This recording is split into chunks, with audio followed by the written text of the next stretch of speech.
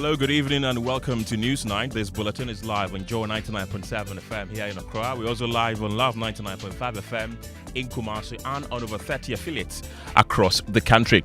Well, tonight, the former Chief Justice Torkonoo launches spirited legal battle, challenging her dismissal from office and contesting the president's authority to strip her of her role as Chief Justice of the Supreme Court. We will bring you details of this breaking story.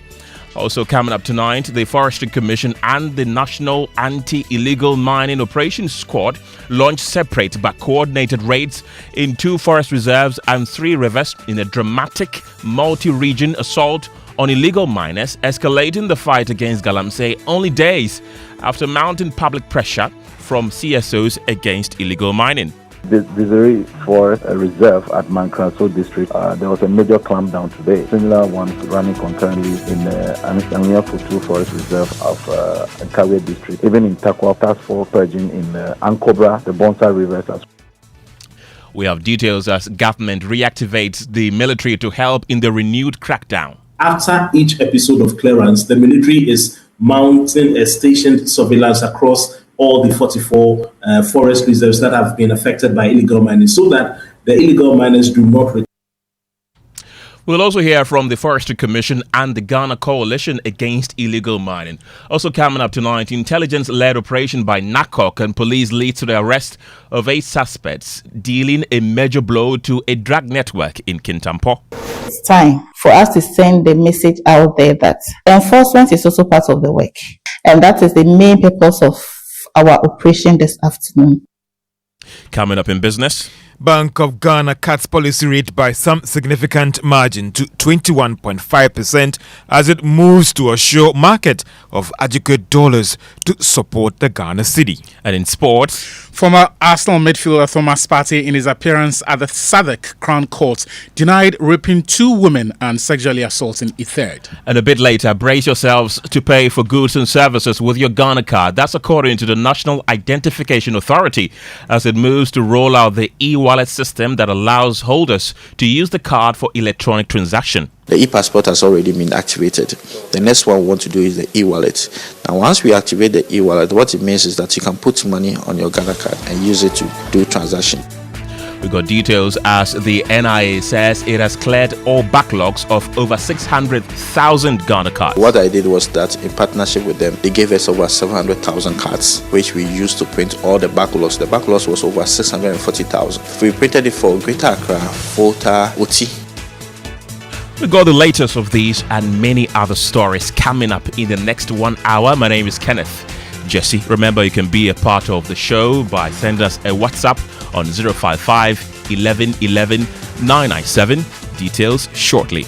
Thank you very much for being a part of the show. Let's begin with this breaking story tonight because the former Chief Justice, Torkonoo, has launched a spirited fight in court challenging her dismissal as a Chief Justice of the Supreme Court. In an application for judicial review, she's asking the court to declare that the president had no power to remove her without following the mandatory procedure in Article 146 of the Constitution. She's also seeking to have the presidential warrant of removal quashed, describing it as unlawful, null and void. Let's go onto the telephone lines right now and speak to our legal affairs correspondent Kweku Asante, who is joining us with more on this particular breaking story. We try to connect with Kweku Asante to give us more details about this particular breaking story. But this is the news that's just coming in. It indicates that Ousted Chief Justice Torkonoo has launched a fight in court. She's challenging her dismissal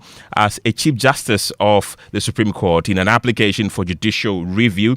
She's asking the court to declare that the president had no power to remove her without following the mandatory procedure in Article 146 of the Constitution. And some of the things she's seeking is also to have the presidential warrant of removal quashed, describing it as unlawful, void, and null. Right, and let's go onto the telephone lines right now and speak to Kweku Asante, who is joining us with details. Kweku, what more can you tell us? Still trying to connect with our correspondent Kweku Asante, who is joining us on Zoom right now. I want to believe we have Kweku Asante on the line right now. Kweku, if you can hear me, please give us more details about this breaking story. Well, yes, Madam Gertrude Torkonoo, who has been removed as Chief Justice and also Justice of the Supreme Court, has now filed this matter of judicial review at the High Court. We must emphasize that Madam Gertrude Torkonoo, in this action that was filed today at 2:15 p.m., does not challenge her removal as Chief Justice. We do not know if she will do so later, but this particular action that has been filed challenges her removal as a Justice of the Supreme Court. Our audience may recall that in that warrant that was signed by President John Dramani Mahama that dismissed Madam Gertrude Torkonoo from office as Chief Justice, also dismissed her as a Justice of the Supreme Court. In fact, that is what the warrant said, that the President had removed her as both Chief Justice and Justice of the Supreme Court. In this action that Madam Gertrude Torkonoo has filed, she contends that the process for removing a Chief Justice is not the same as that of removing an ordinary Justice of the Supreme Court, and that in any case, the petitions that were filed against her, in fact, including that of Mr. Daniel Ofori, which succeeded in removing her as Chief Justice, did not ask for her removal as a Justice of the Supreme Court, and that in fact it did ask for her removal as Chief Justice. And so her contention is that she could only, on the basis of those petitions and the process which was subsequently triggered, be removed as Chief Justice and not as a Justice of the Supreme Court as well. Let me read part of the relief she's seeking in this notice of judicial review application that she has filed. She says, a declaration that the President is devoid of power to remove a Justice of the Superior Court from office without recourse to the mandatory procedure set out in Article 146 of the Constitution. A declaration that a jurisdiction to hear a petition for the removal of a Justice of the Superior Court lies with a body properly constituted under Article 146(4) of the 1992 Constitution. A declaration that a warrant of removal executed by the President dated 1st September purportedly removing the Chief Justice, Madam Torkonoo, from the office as Chief Justice and office of a Justice of the Superior Court of Judicature is unlawful, null, void, and of no effect. An order of certiorari to bring into this honorable court for the purpose of being quashed and for the quashing of the warrant of removal dated September 1, 2025, referred to in paragraph C above, and to quash same has been in violation of the mandatory provisions regarding the removal of a Justice of the Supreme Court of Judicature. And so she goes on to depose affidavits and explain what in their view is the rightful process. And we should say that when you look at Article 146, it is literally divided into two, but it's titled Removal of a Justice of the Superior Court. Between 146(1) and up to 146(5), talks about removing an ordinary Justice of the Superior Court of Judicature. In that process, the petition will go to the Chief Justice, who will then make a prima facie determination and then set up a 5-member committee, and then consequently the committee recommends that Justice of the Superior Court, which Do we still have Kweku? Through the High Court, Court of Appeal, and Supreme Court ought to be removed. This has to do with the Chief Justice. Then the process goes to the President. The Chief Justice seems to have a different opinion about this, and that is why she has gone to the High Court for judicial review on this matter, Ken. So, to be clear, Kweku, this one is to challenge her removal as a judge at the Supreme Court and not as the Chief Justice. Yes, in the relief she's seeking, her view is that the President could not have used the same process. In fact, the petitions that came were for her removal as Chief Justice, and that all her responses and everything that she did was to the response having to do with the office of the Chief Justice. And so her view is that the process having to do with removing an ordinary judge of the Supreme Court or the Superior Court is not the same as that of removing the Chief Justice. And the President's warrant of removal must be suspended and actually quashed. We know that she's already gone to the ECOWAS court, calling her removal as Chief Justice illegal and calling for her reinstatement. Do we also have any indication that she might file a separate case at the Supreme Court challenging her removal as Chief Justice as well? Well, that is not something that we do know for now. In fact, the matter you referred to having to do with the case at the ECOWAS court has still not been decided. In fact, the latest was that the Chief Justice had actually filed at the ECOWAS court insisting that the Attorney General of Ghana had filed out of time, and because of that, the matter should be actually be decided in her favor. The ECOWAS court is yet to decide on that. And she has also not given any indication as to whether she's going to challenge her removal as Chief Justice. But the case she has now filed at the High Court is for judicial review, and that the High Court should quash, by order of certiorari, the removal of herself as a Justice of the Supreme Court. She's specific on this one, and she has not yet challenged her removal as Chief Justice, Ken. Thank you very much, Kweku Asante. He's our legal affairs correspondent there, bringing us up to speed with this particular breaking news. And of course, we will be updating our listeners as and when we get more details about this particular development. And let's talk about illegal mining now, because the battle lines against illegal mining were drawn as the Forestry Commission and the National Anti-Illegal Mining Operations Squad carried out a series of coordinated and separate raids. Well, the joint offensive swept through 2 forest reserves and 3 rivers across different regions, striking at the heart of Galamsey operations. The dramatic multi-region assault marks a sharp escalation in government's fight against the menace, coming just days after the civil society organizations intensified public pressure for stronger action to protect the country's lands and waterways. Let's get onto the telephone lines right now and speak to the spokesperson for the National Anti-Illegal Mining Operations Squad, Pakwesi Shandov, who is joining us with the latest. Pakwesi, grateful for your time this evening. Let's begin with the areas that you targeted. Run us through. So, as of now, there is, today in particular, there was 3 forceful deployments that was done by the National Anti-Illegal Mining Operations Secretariat. The first one operated along the Ankobra River with support from the Blue Water Guards, who provided local intelligence. And the second one had 2 officers and 50 troops, as well as some staff from the Forestry Guard, who went through the Nkaria Forest District in the Ashanti region.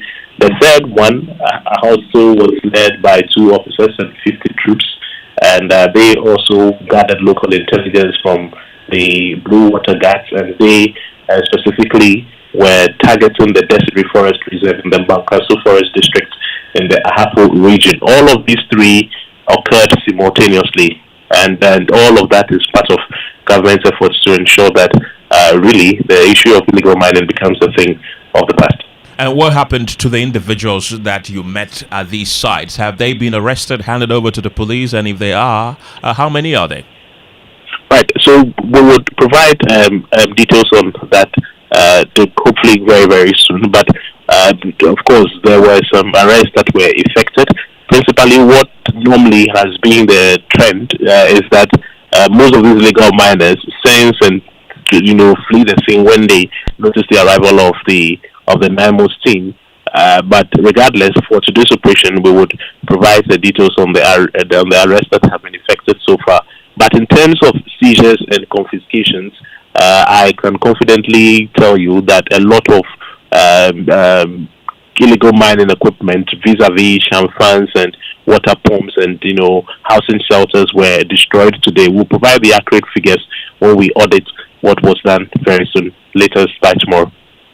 Pakwesi, if you say that the individuals that have been arrested, you cannot account for them and you'll be providing them very soon, it's not a matter of not being able to account for them. It is, hold on, it's not a matter of, I'm not saying we are not able to account for them. Of course, when you effect an arrest, you'll be able to account for them. I am saying that I'll provide the details at another forum, hopefully latest by tomorrow. Indeed, we'll communicate fully on the results of these 3 consecutive swoops that was done today. So when that detail is provided, I'm sure you see the arrest, the persons involved. Of course, you would also be privy to the specific equipment that have been seized as of today.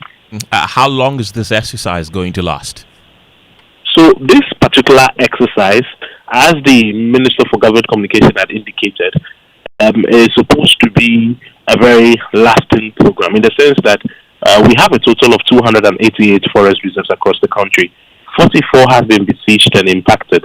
Right now, the approach of the ministry is to deploy uninterrupted surveillance, of course, through the military, that is NIMOS, to all of these 44 forest reserves. And so it will end as and when we are overwhelmingly convinced that the threat has died down. But as of now, it is continuing unabated.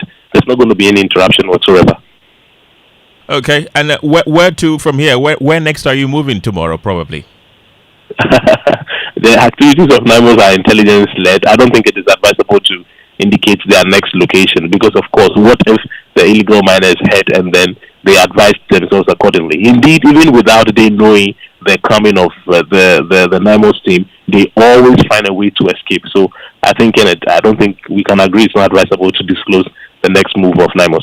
Okay, thank you very much, Pakwesi Shandoff there, bringing us an update on the raid today. He's the spokesperson for the National Anti-Illegal Mining Operations Squad.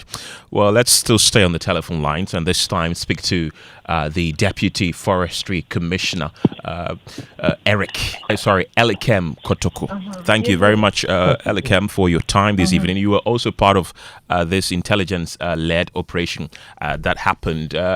But the police, we understand, were withdrawn from this fight as the president made us aware. I want to find out, were the forest guards also withdrawn as well in this fight? Thank you and good evening to your listeners.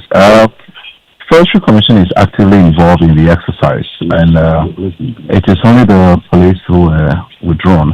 But this is just aimed at ensuring that there is very well coordinated efforts towards the exercise, and especially because NIMOS was set up purposely in order to see to the execution of this mandate.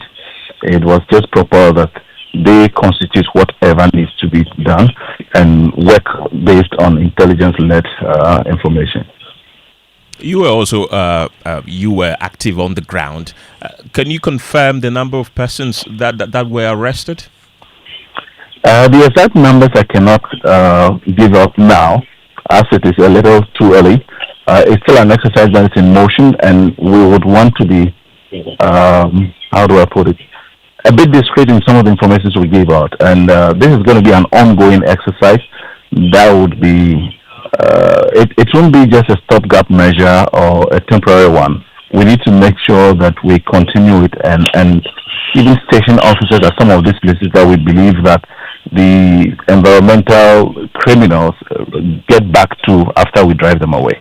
There have been growing concerns from CSOs, from all walks of life in Ghana for a state of emergency, a declaration of a state of emergency. Is this a sort of way to prove that we can fight this one without declaring a state of emergency, this renewed fight?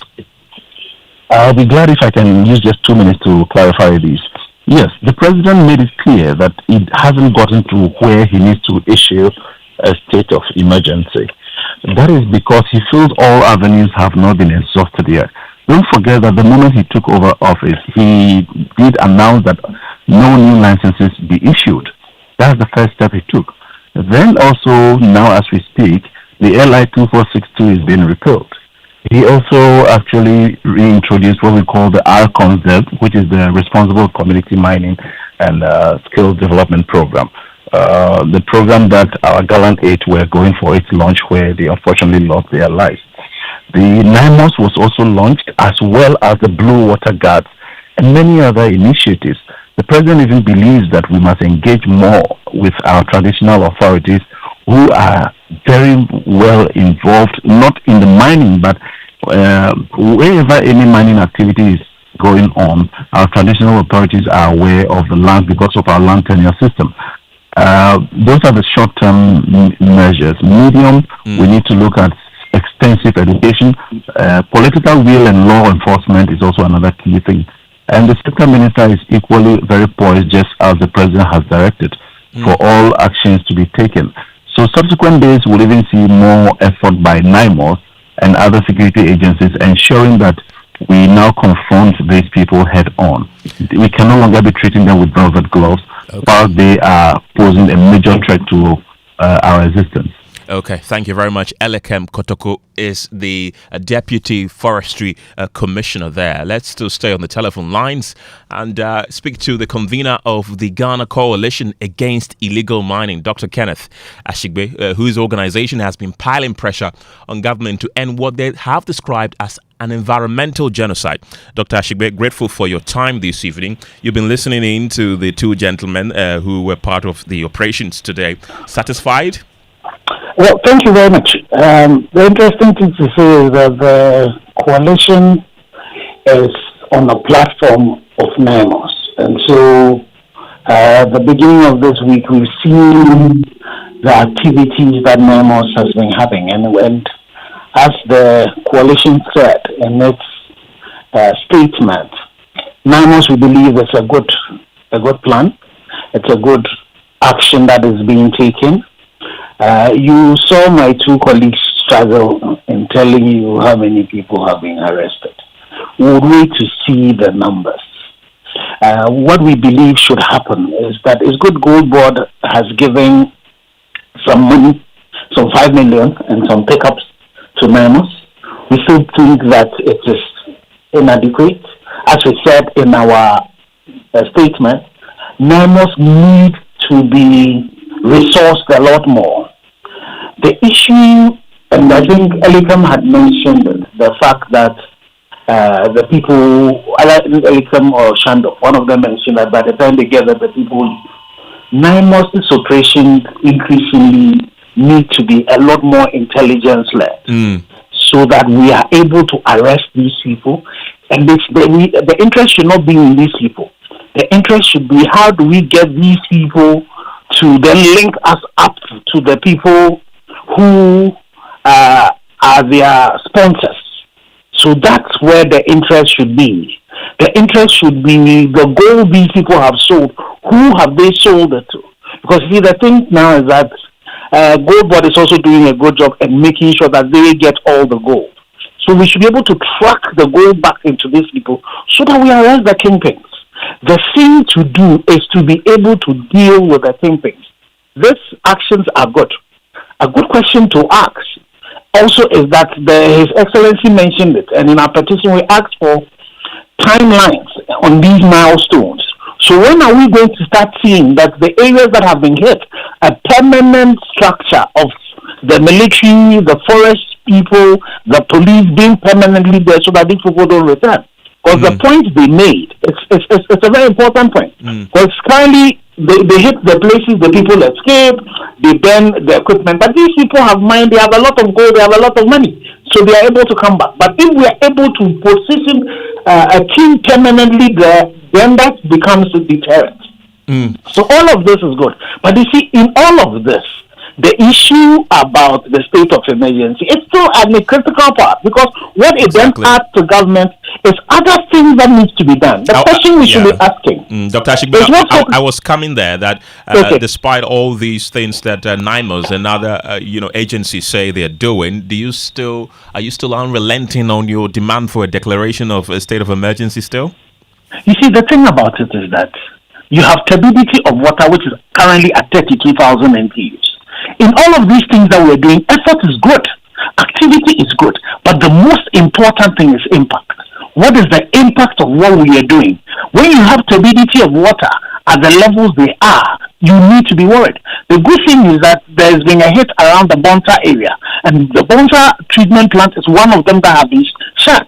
I am hoping that they are looking at the entire Bonta so that where they take resource for, so that they are dealing with it.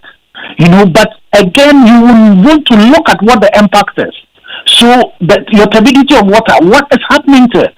With 32,000 NTUs, you are not out of the woods yet. And so what are the other things that government needs to do that currently we are not unable to do, that a state of emergency would be able to help us with? How is it that we are still struggling to get the fast track courts to come in? How is it that, well, it's not how is that, I know the answer. The answer currently is that under Act 995, you will have to go to court and get prosecution before you would be able to do anything with the excavators that have been seized. Under a state of emergency, could you reverse that? So there are some of the things that a targeted state of emergency in a few places, and very, very targeted, that would help. And so I think that particular point is still important. And we will plead with His Excellency the President that the statement, which is a petition to him, we are waiting for that meeting with him, because when we wrote to him the first time, he has said to us that we should meet the Minister for Land. We had the Minister for Land. All these things that we had mentioned, we stated it, and we are sure that the Minister for Land has forwarded that to His Excellency the President. It is important that we do that meeting and be able to express some of these things to His Excellency, and so that we help him. And it's important that, again, that everybody knows that this thing that we do as a coalition, that the media, we've been at this since 2016, is for nothing, but just to solve the problem. And so the NIMOS operations are good. There's a bit more we can do to make it a bit more permanent, and that's very good. Dr. Ashigbe, to be fair to NIMOS, the PRO mentioned that they are going to be unrelenting in this new fight or renewed fight. They will be there until they are sure that everything has gone down or things have settled. Is that not convincing enough? Again, as I said, NIMOS is a creation that we have welcomed. The thing about NIMOS is the fact that you need some permanency in it. So some of the things that some of us will be monitoring is how permanent after they've hit a particular place, how permanent would they be in those particular places. Let's bear in mind, you see, this route we've gone before. When I hear some people, I've heard some people ask that, where was I when the former government was in power? Remember, when the former government was in power, when we got the BDT at 14,000 NTUs, and we all rallied round, including elements within the NDC and all of that. What did we see? We saw some operation, something that happened, and they went into the achievement area and all of that. And when they did, after a few minutes, they moved. So we want to make sure that NIMOS learns from what has happened in the past, and so that their operations is different.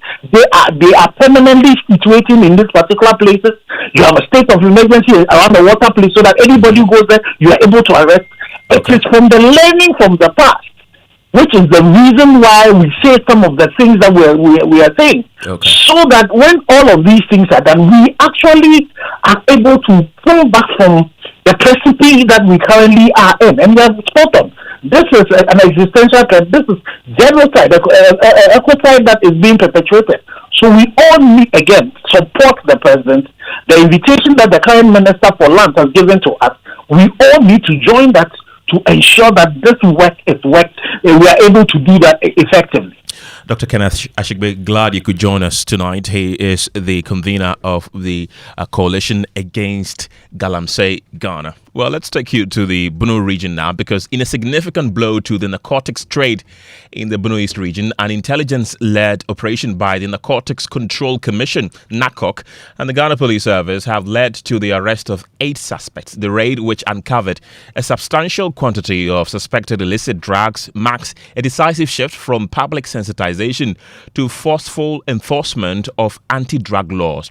Well, Regional Commissioner Portia Dumayako said the move is necessary to sanitize the system and curb the drug-fueled violence and crime devastating local youth. The following report has more.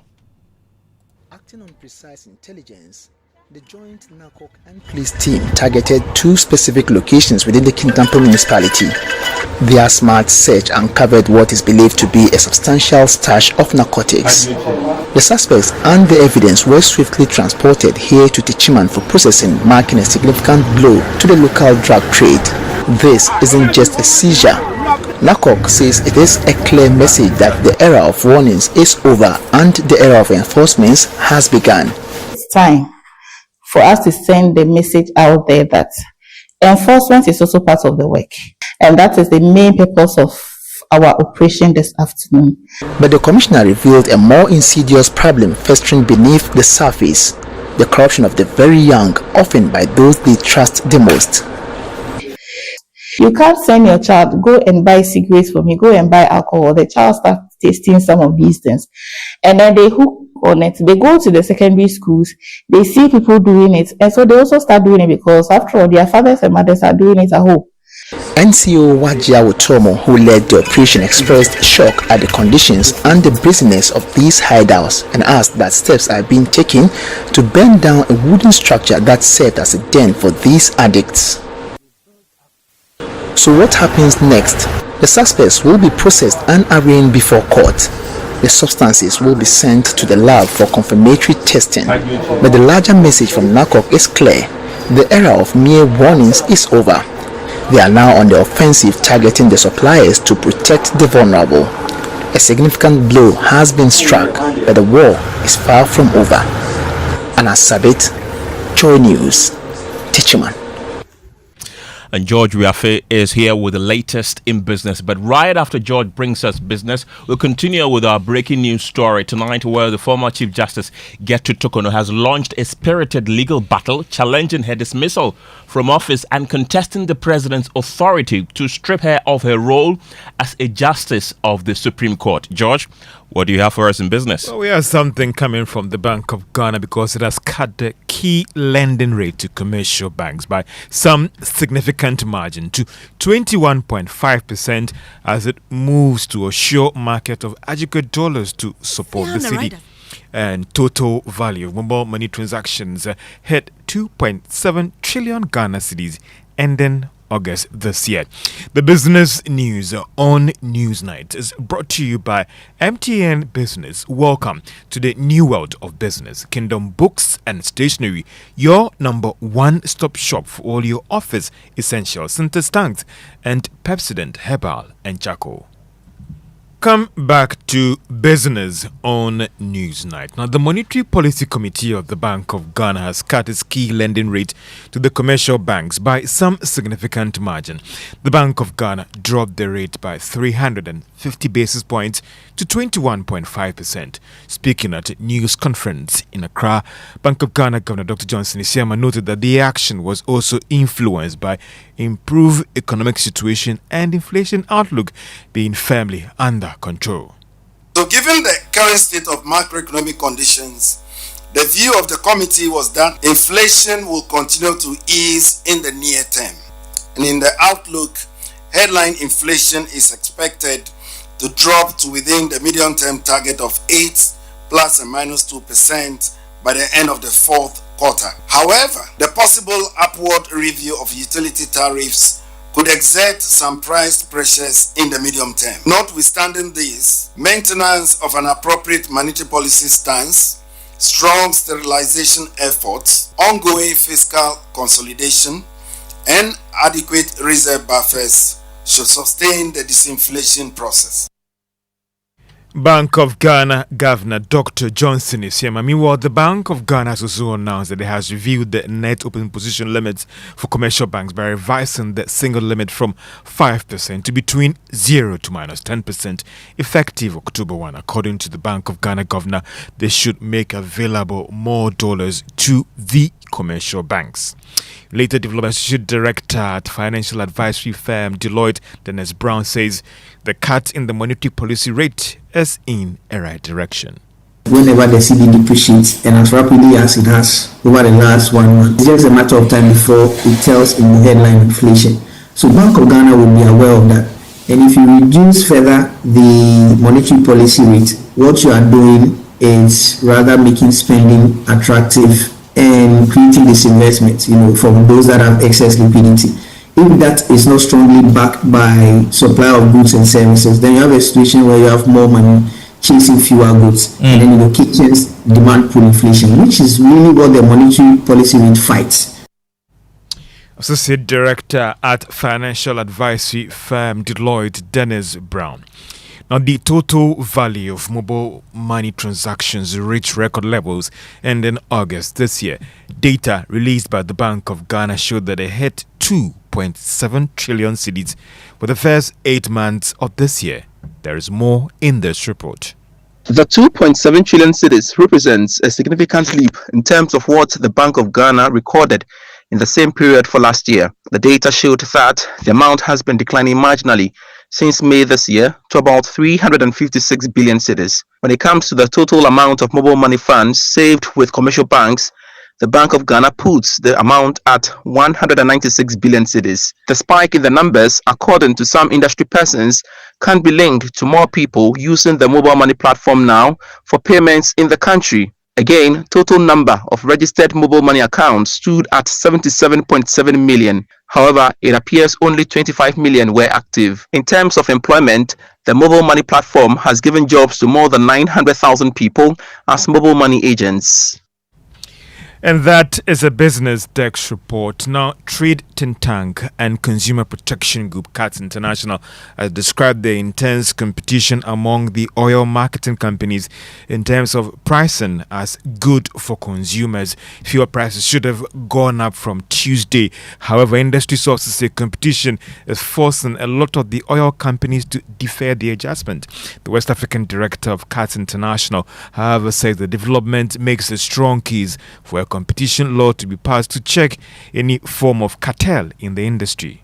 So for us to have competition in the market, there must be multiple players. So we need to remove entry barriers to allow more firms to come and compete in the market. And that is how we can see competition in the market. Beyond that, we also need to ensure that the competition law comes in place to also guide against corporate conduct like fixing, abuse of dominance, cartels, and other things. Sometimes we may have multiple players, but yet they may form association cartels to just fix prices, just that consumers will not get the best out of the market forces.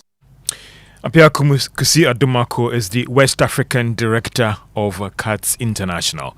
The government says it has made some significant progress on the establishment of a new national carrier for the country. Now taking its turn at the Government Accountability Series program today, Transport Minister Joseph Bukari says the established committee has come very far also with some proposals on this move. His Excellency the President directed that we work to re-establish a national air carrier, and that I inaugurated a 10-member task force that is currently working. They have submitted an inception report and an interim report who focus on the financial modalities that will take to be able to re-establish a national airline.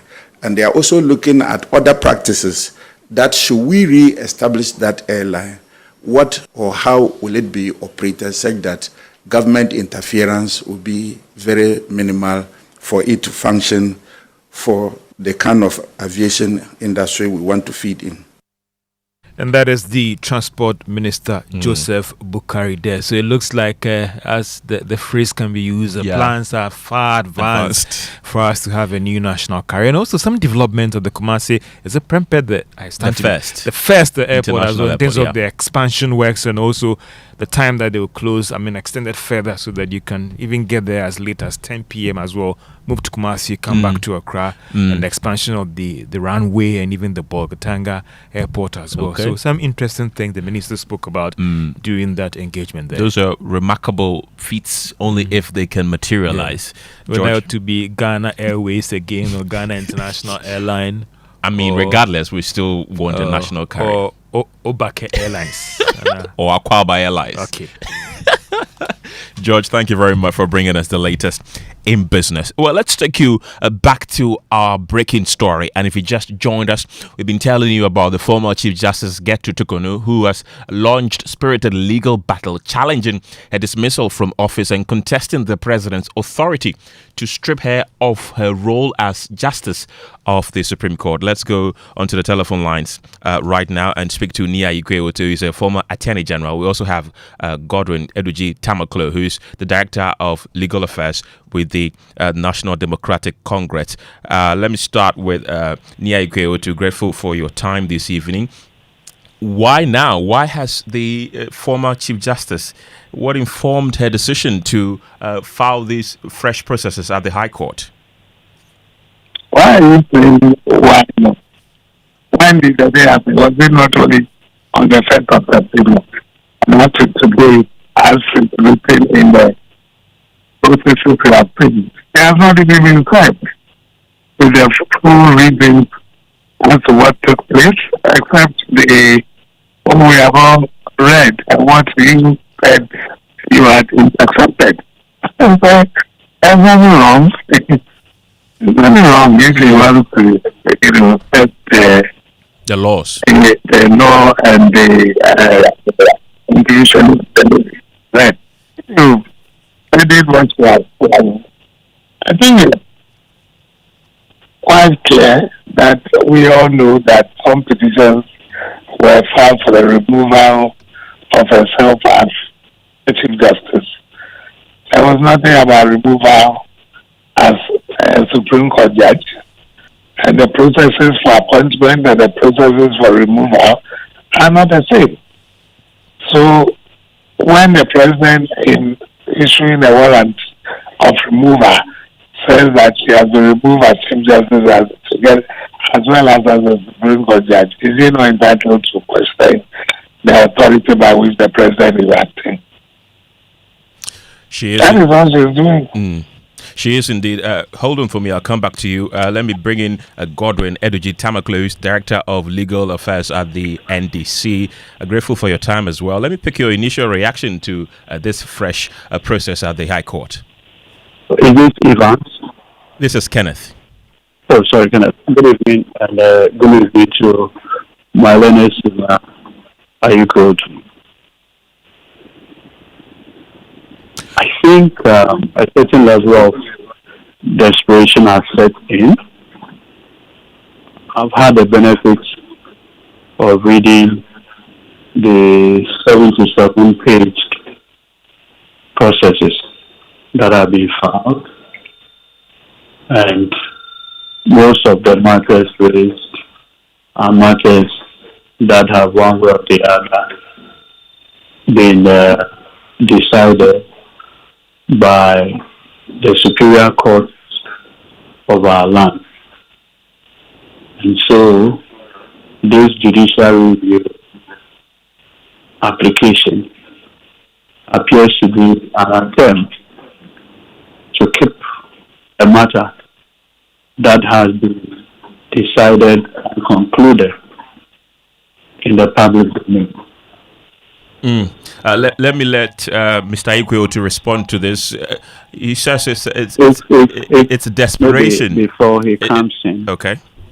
I listened to the tail end of the submissions by my senior, Ikweo, and cleverly, if you read the processes that have been found, essentially, what the leadership now removed Chief Justice is saying is that, particularly with the A, in terms of the declaration, that a declaration that the president is devoid power to remove a justice of the Superior Court office without recourse to the mandatory procedure set out in Article 146 of the Constitution.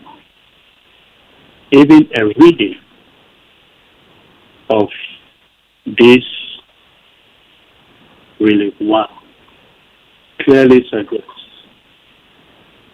a question of the powers of the president. An interpretative matter disguised as a judicial review application, cleverly. But immediately you begin to unwrap the disguise. The conclusion you come to is the fact that the Chief Justice, now removed, labors under a certain misconception that you can be removed as a Chief Justice but still remain as a Justice of the Superior Court. It is this misconception that is animating this whole commercialization Okay. process. Okay, Mr. Tamaklo. Thankfully, maybe yes, so I conclude on this. Thankfully, the Supreme Court of Ghana, in the seminal case of Ghana Bar Association versus the Attorney General, reported in the 1995-1996 Ghana Law Report.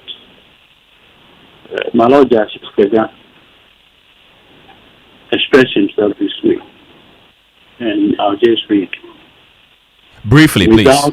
Yes, without mincing words, the ultimate result that this action is intended to achieve for the plaintiff is the removal of the second defendant as Chief Justice of Ghana, and as a fallout, a judge of the Supreme Court. The substratum of the plaintiff's case, as we have stated earlier, is that the second defendant is not a man of high moral character and proven integrity to be the Chief Justice. Ipso facto, a judge of the Supreme Court. Okay. Since the qualifications are admittedly the same.